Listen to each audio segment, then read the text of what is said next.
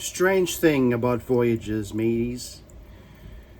Sometimes a crew leaves harbor believing that the crossing shall be smooth, the winds favorable, the stars clear, the destination certain. And then somewhere out upon the sea, the voyage changes. The waters grow heavier. The nights grow longer. The crew grows weary. And suddenly, men begin looking backward, romanticizing the last harbor, simply because the wilderness between destinations has grown difficult. And that be where many souls become lost.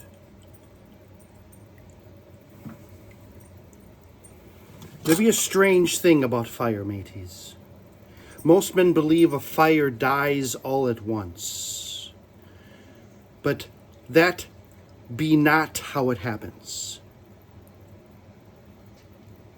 A great fire rarely dies in a single moment. First, the flame weakens. Then the heat grows less noticeable. Then the light dims so slowly, you hardly realize darkness has entered the room. And eventually, what once roared with life becomes little more than smoke and ash. The Torah opens this portion with the menorah, a holy flame, a sacred fire. But fire must be tended, watched, fed, guarded, because even holy fire can fade if neglected long enough.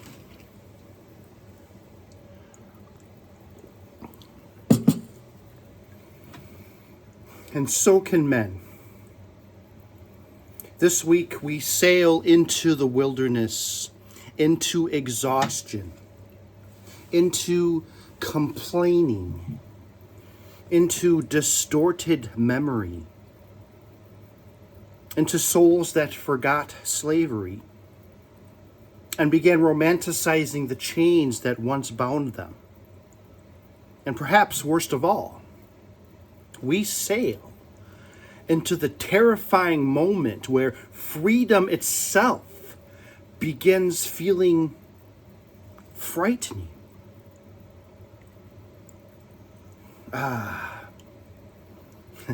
That be a dangerous wind indeed. And when the wilderness grows dark, when the soul grows weary, when the sea no longer feels certain, there still remains one truth that steadies the compass of Israel. One declaration carried through fire, through exile, through storm, through wandering. Crew, let us now proclaim it together. Please join me in reciting the prayer of our people, the Shema. Shema Yisrael, Adonai Eloheinu, Adonai Echad, Baruch Shem Kavod, Malchuto, Leolam Vayed. Crew, the sea can extinguish a flame or reveal whether the fire was truly alive at all. Come then, let us search the wilderness together, because as we look and we explore, we discover that there be treasures in the Torah.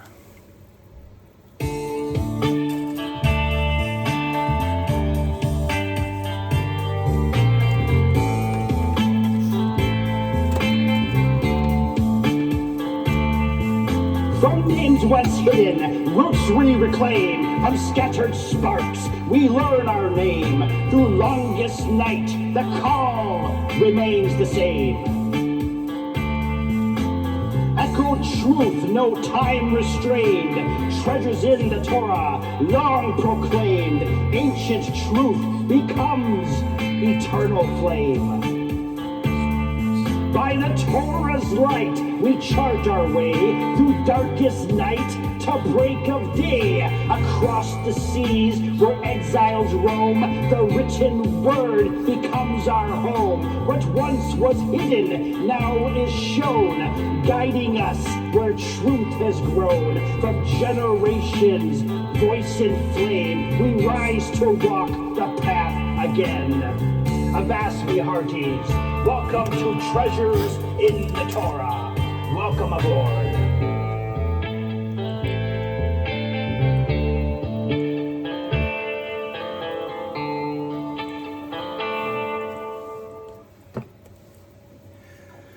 Parashat Beha'Aloteche begins with light, the menorah, a holy flame rising upward.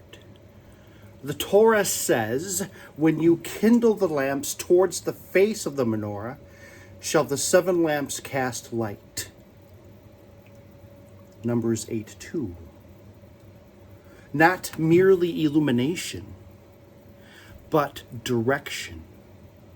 The flames leaned inward, toward holiness, toward the center, toward Hashem. And yet immediately after this beautiful beginning, the portion descends into human weakness, complaining, craving, bitterness, jealousy, weariness. The people begin longing for Egypt. Miriam speaks against Moshe, and Moshe himself finally breaks beneath the burden of leadership. This portion feels painfully human, because sometimes people do not fall into darkness through dramatic evil. Sometimes they simply grow tired, and tired souls become vulnerable souls.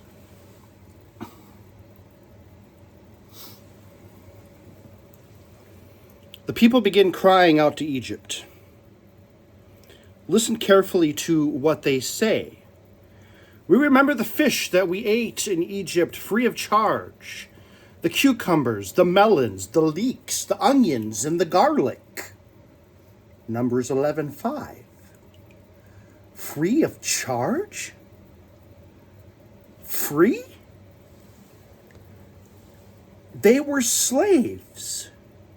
Their sons were thrown into the Nile. Their backs were whipped beneath Pharaoh. Their lives belonged to another man. And yet now, their memory begins editing reality. There be the danger. A starving soul can begin romanticizing the very chains that once destroyed it. How many souls return to destructive habits because slavery became familiar to them? How many people return to toxic patterns because pain feels safer than uncertainty? How many men abandon growth because Egypt at least felt predictable.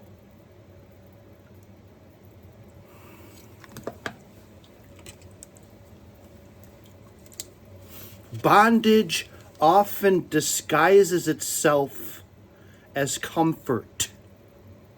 The Yetzer Hara rarely says, "Come destroy yourself." No, it whispers, "Remember how comfortable Egypt felt."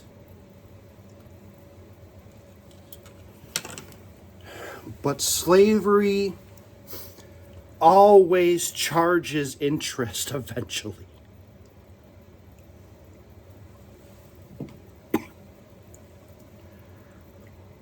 There once sailed a slave galley across the violent southern waters.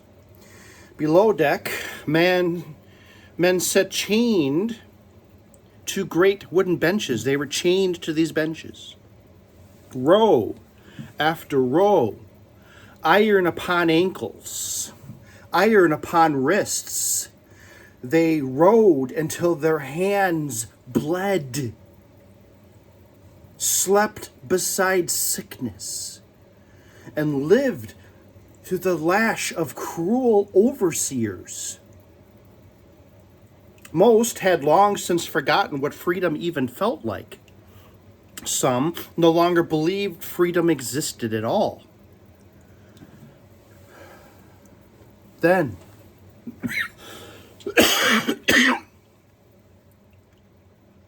one storm-torn evening, cannon fire erupted across the sea.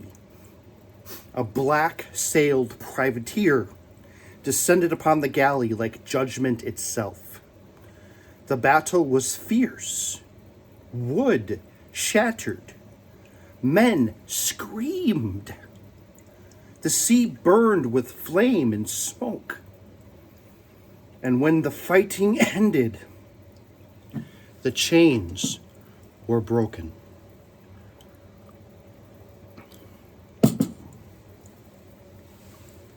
The captives wept openly.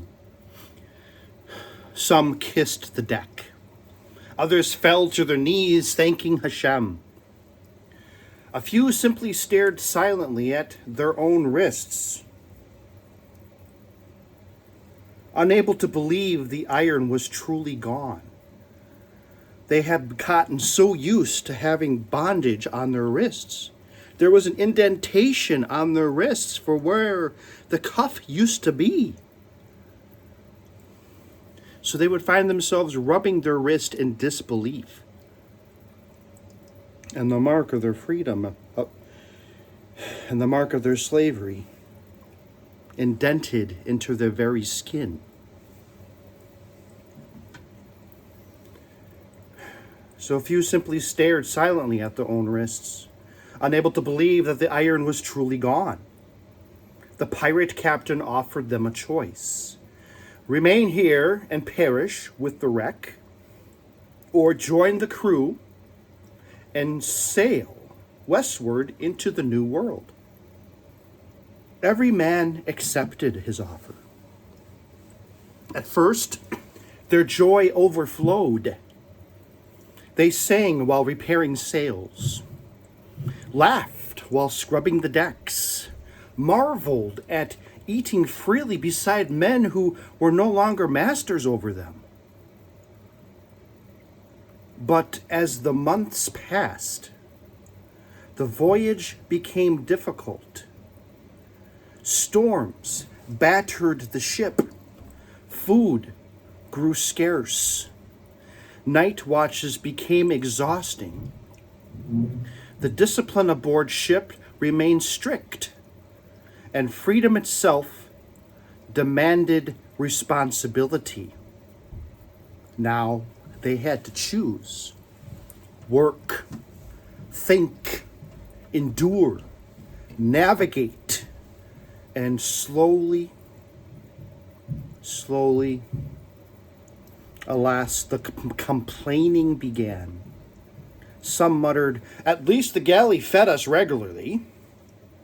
Others whispered, At least we knew what each day would be. Others whispered,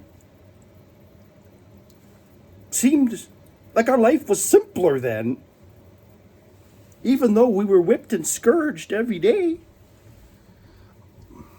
One even said, perhaps life was simpler in chains.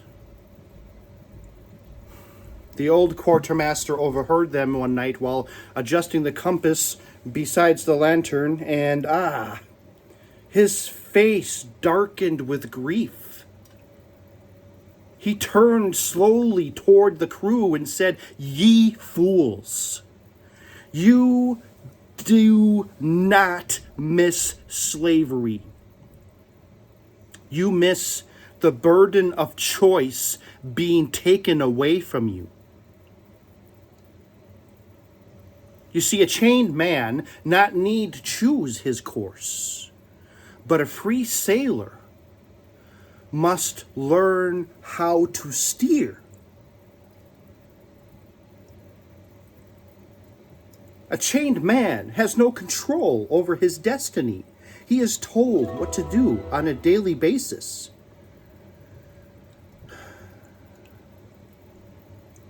But a free sailor must learn to take his destiny into his own hands and learn how to steer."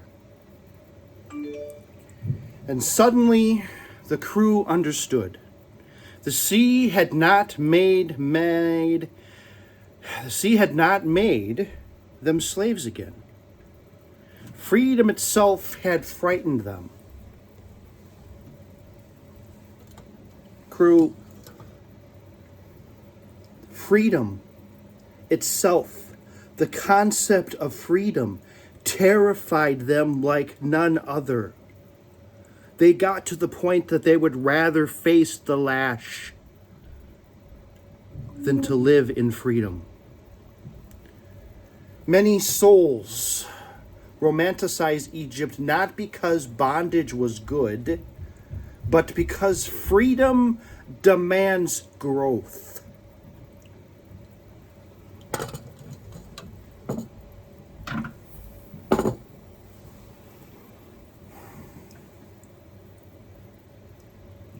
One of the most heartbreaking moments in Torah occurs here. Moshe finally breaks beneath the weight. He says, "I alone cannot carry this entire people." Numbers 11:14. Even Moshe, the great leader of Israel, Moshe Rabbeinu, became exhausted. The Torah does not portray leaders as invincible statues. It portrays them as human beings carrying unbearable burdens. That matters greatly, because some of you watching this voyage feel ashamed of exhaustion. Ashamed, you feel overwhelmed. You feel guilty that the pollen has declared war upon your nostrils and your throat and your coughing. You're ashamed that you feel emotionally depleted. But exhaustion itself is not failure.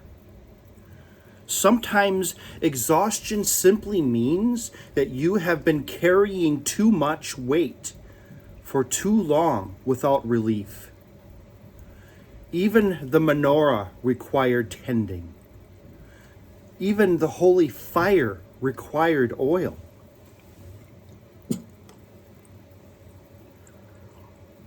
This week's Sephardic hero of the week will be Rabbi Bahaya ibn Pakida, a great Jewish sage of medieval Spain. The author of one of the most important works ever written concerning the inner life of the soul, Duties of the Heart. And what a fitting companion to be for this voyage. because Bayaha understood something many religious men forget. A man can appear righteously outwardly. He can appear righteous outwardly, while inwardly the flame be dying. He taught that there are duties of the hands and duties of the heart. A man may wear holy garments,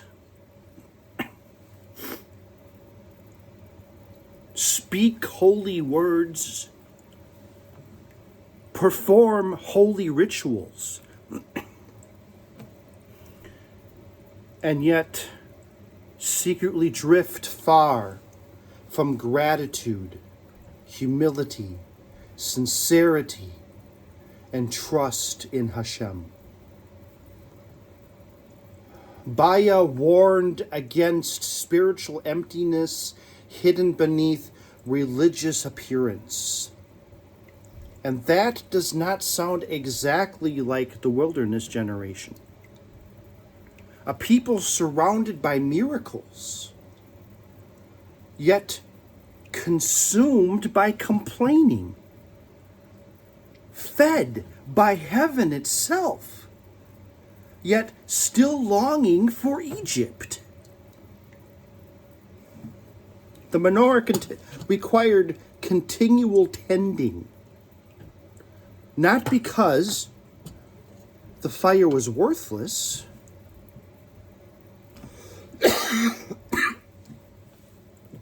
but because holy fire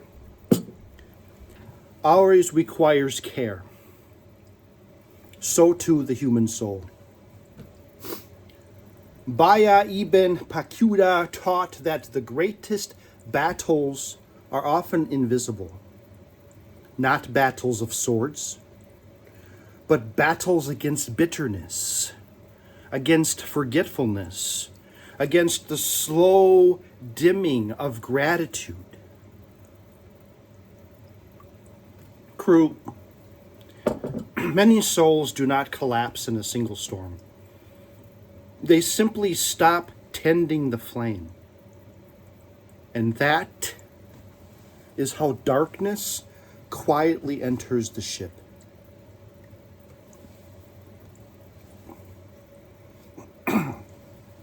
Crew, there be a dangerous moment that comes to many souls. A moment few people speak honestly about. The moment when freedom begins feeling heavier than bondage. At first, when Hashem rescues a man from destruction, the gratitude feels overwhelming. The addict feels alive again. The wounded soul finally breathes fresh air. The man trapped in darkness finally sees hope. But then, the wilderness begins. And that be where many people lose heart. Because freedom is not merely the removal of chains. Freedom is not merely the removal of chains. Hear me well. Freedom is not simply the removal of chains off your wrists and ankles. Freedom demands responsibilities. And often, we become so used to the chains on our wrists and on our ankles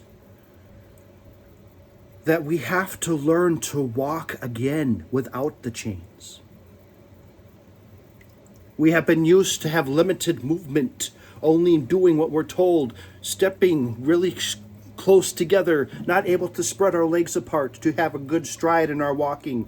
And when those chains are removed, our heart leaps for joy, but it also fills with terror, because we quickly realize that we need to relearn what we have forgotten. Freedom is not just merely the removal of chains. Freedom demands responsibility. A free man must choose discipline, choose direction, choose growth, choose restraint, choose purpose. And many souls secretly grow exhausted beneath that weight. This is why some people return to the very things that once destroyed them. Not because those things were good, but because bondage often feels simpler than responsibility. Some people would rather remain emotionally enslaved than face the terrifying uncertainty of becoming whole. And so, they romanticize Egypt. They rewrite the past. They begin saying, it wasn't that bad. At least life felt easier. At least somebody else controlled everything. Crew, listen carefully. A familiar prison is still a prison.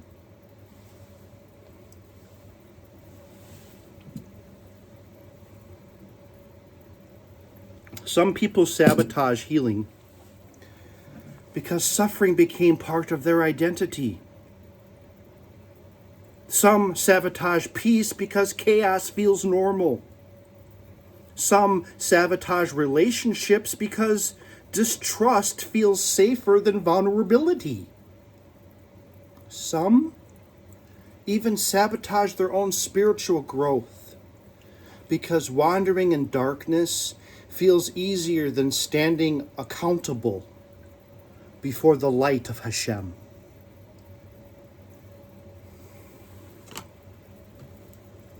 And that be why the Torah warns us so deeply about the wilderness generation.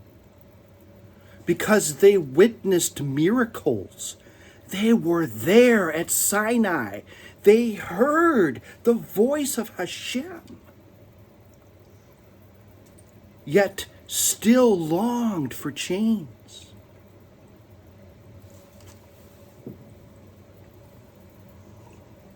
The human heart can forget pain frighteningly fast when discomfort enters the present moment.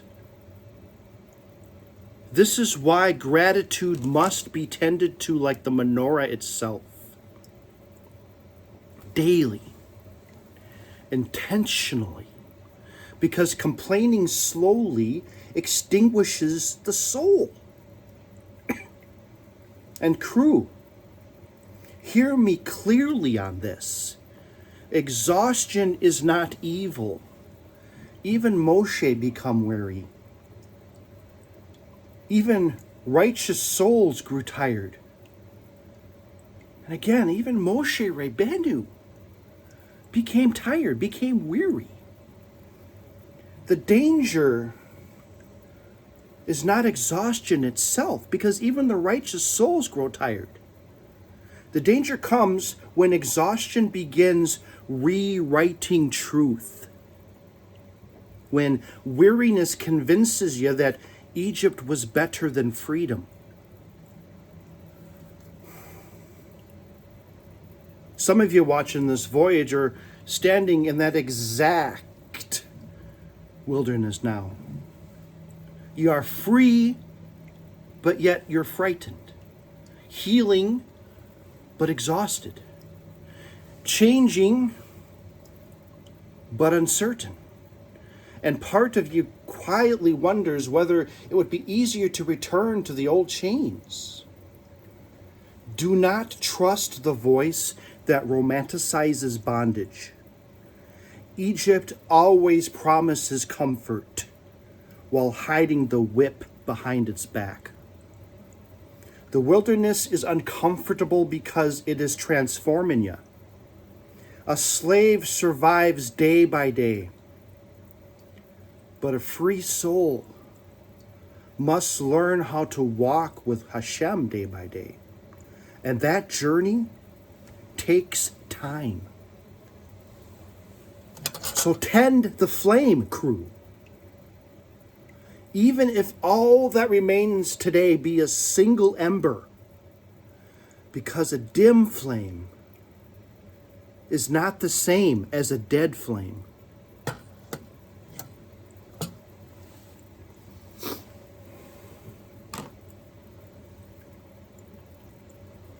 The wilderness changes people. Some become bitter. Some become holy. And often the difference between the two is whether they continue tending the flame. May we never romanticize the Egypt Hashem delivered us from. May we remember the chains honestly, and may the flame within us never be abandoned to the darkness.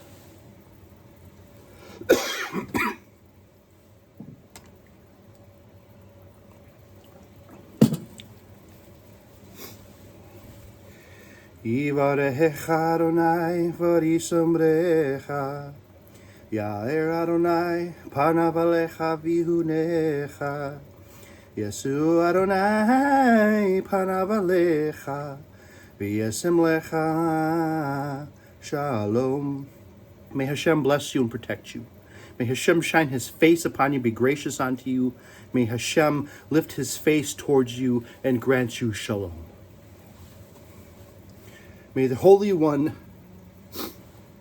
guard the flame within you when the wilderness grows cold.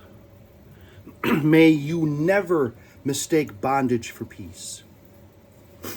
And may the winds of heaven remind you that freedom, though difficult, still is a sacred gift. May the wind in your sails be filled with Hashem's righteousness, and may the evil urge plunge straight to Davy Jones's locker. Shabbat Shalom. Keep your light tended. And look forward to walking with Hashem in his light. Shalom.